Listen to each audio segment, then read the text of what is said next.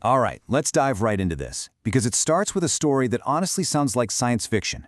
Back in the day, a research psychologist named Bob Rosenthal did something, well, brilliantly devious. Late one night, he snuck into his lab and hung signs on all the rat cages. Some signs basically said, hey, the rat inside this cage is incredibly smart. Others said the rat was incredibly dumb. But here's the catch. None of it was true. They were literally all just average, run-of-the-mill rats. But when Bob brought in a group of experimenters to run these rats through a maze, the results were absolutely staggering.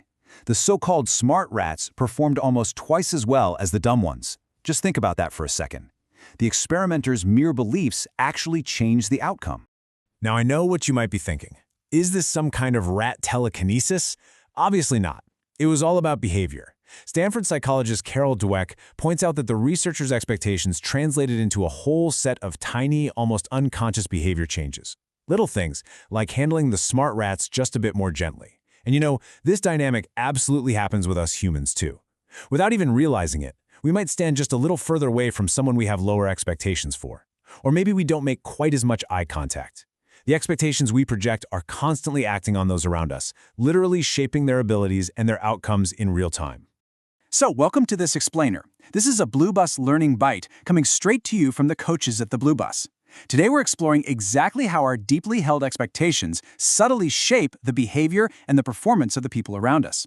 We'll look at the Pygmalion and Golem effects. By understanding these invisible forces, we can start to build more constructive, resilient cultures and really lift the leadership capability within our teams.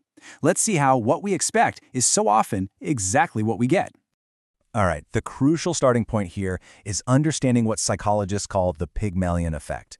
It's actually named after the Greek myth of a sculptor who fell so deeply in love with his beautiful statue that it actually came to life. Basically, this effect sits right at the divide between a fixed and a growth mindset. It kicks in when an authority figure starts by assuming positive intent, or API. We expect a person to do the right thing or to perform really well. And the simple act of assuming the best, it positively shapes how we act towards them, which naturally encourages them to step up and rise to the occasion. Let's break down how this builds into a beautifully simple, virtuous cycle. Step 1. We hold a positive belief about someone. Moving to step 2, that belief naturally influences our behavior towards them. Maybe we toss them better opportunities or just speak to them with a slightly more encouraging tone of voice. Then, step 3, this positively impacts their own beliefs about themselves. Step 4, that newfound confidence naturally drives positive behaviors and better results. And finally, step 5, those great results reinforce the positive belief we held in the very first place. Through this cycle, leaders, parents, and teachers literally lift the lid on someone's potential. But as you might guess, there's a flip side to all of this. Enter the Golem Effect. You can think of it as the dark shadow of the Pygmalion Effect. This happens when our starting presumption is to assume negative intent, or ANI. We just expect the person to do something wrong or to underperform. And just like before, these negative expectations completely shadow our behavior towards them. It creates a self-reinforcing dynamic, sure, but this time, it pulls them downward. So here's what that vicious cycle actually looks like. It follows the exact same 5 steps, just in reverse. A negative belief leads directly to guarded behavior. Maybe we catch ourselves micromanaging them or instantly discounting their ideas. Naturally, this lowers their self-belief, which then drives poor results. And ultimately, those poor results make us feel totally vindicated in our low expectations. We think, aha, I knew it. Without even realizing it, by withdrawing our trust, we actually put the lid on an individual's potential. We limit their opportunities and afford them almost no real freedom to shine. So how does this actually play out in our teams? Well, on the Blue Bus, we look at how we all naturally organize our colleagues into A, B, and C connections. And hey, we all do this. A connections are your default inner circle, close, trusted, your absolute go-to people. We heavily rely on them. B connections are a little more distant. We might rely on them occasionally, but they aren't exactly in our kitchen cabinet. And then there are C connections. These are folks or even whole groups who are mostly out of our awareness, or we might even feel total apathy towards them. They almost always become the them when we fall into that classic us versus them trap. The real driving force behind these categories is a concept we call connection is personal. It basically refers to the level of social distance and emotional connection between two people. We naturally gravitate towards our A connections because connection is personal is super high with them. They make us feel comfortable, they often think exactly like we do, and let's be honest, they usually tell us what we want to hear. But with C connections, that connectionist personal score is very, very low. We feel awkward or uncomfortable around them, which makes it incredibly easy for us, just as human beings, to default to assuming negative intent and throwing up those guarded behaviors. Now, imagine how these dynamics scale up to shape entire organizational cultures. It's pretty wild. On one side, you have red bus cultures, which are largely built on competition and aggression. When departments are constantly competing for influence, it acts as the absolute perfect breeding ground for golems. Everyone just assumes negative intent from the other team. On the flip side, blue bus cultures actively work to build constructive, resilient connections across the board. Blue bus leaders recognize something super important. If we only ever rely on our A connections just to avoid the discomfort of our C connections, we completely miss out on the diverse perspectives we actually need to solve complex problems and learn new ways of working. And this dynamic leads us right into the dreaded us versus them trap. Look, today's work is incredibly complex. We depend heavily on people way outside our immediate circle.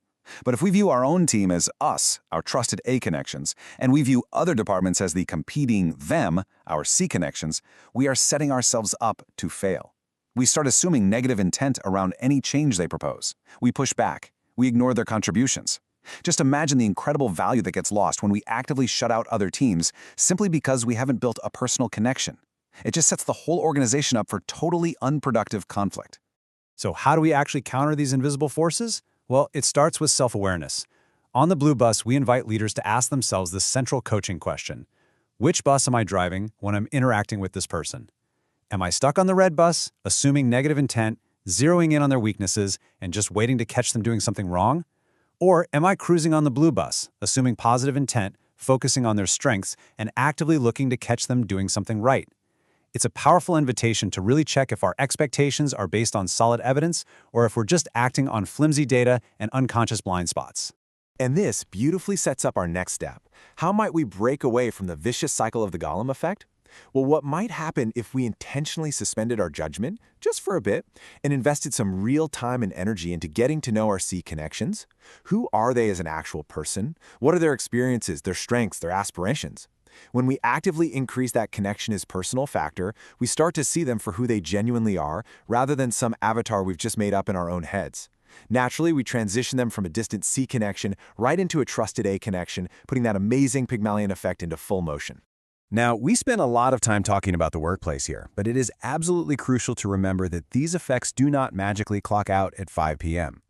The Pygmalion and Golem effects play out in literally every single relationship we have. Parents do this with their kids. Spouses do it with each other. It happens between friends, inside social clubs, and out on the sports field. Without even realizing it, we are constantly forming beliefs about the people in our lives, shaping our expectations of them, and then tweaking our behaviors toward them. And honestly, nothing illustrates the heart of this matter quite like George Bernard Shaw's classic play, Pygmalion. There's this incredibly powerful moment where the character Eliza Doolittle says, "I shall always be a flower girl to Professor Higgins, but I know I can be a lady to you because you always treat me as a lady and always will." She completely nails exactly what we've been talking about today. The expectations we project absolutely dictate the version of a person we get to interact with. The low expectations of one mentor completely put a lid on her potential, while the high expectations of another totally blew the lid off. As we wrap up this learning bite, I want to leave you with a genuine invitation to reflect. Because the good news is, we all have agency here. We don't need to beat ourselves up for having natural biases, but we do have the power to choose what we do next. Think of one specific relationship in your life right now. Maybe someone at the office, maybe someone at home. Are you driving the red bus or the blue bus with them? How are your expectations currently shaping that relationship? Something to think about.